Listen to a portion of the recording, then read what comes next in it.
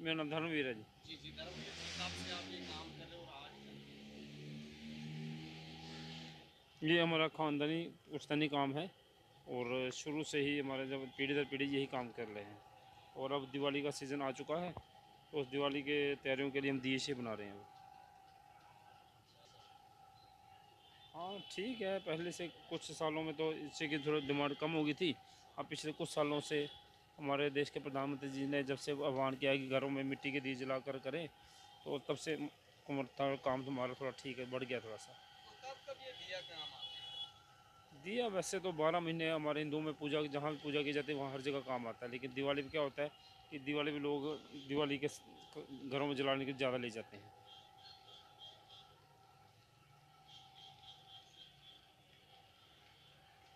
नहीं आ रहे हैं। हाँ देखो, अभी कल तो करवा चौथ का त्यौहार है, कल करवा चौथ का त्यौहार हो जाएगा, उसके बाद फिर दिवाली का सीज़न शुरू हो जाएगा, तो कस्टमर आने शुरू हो जाएंगे।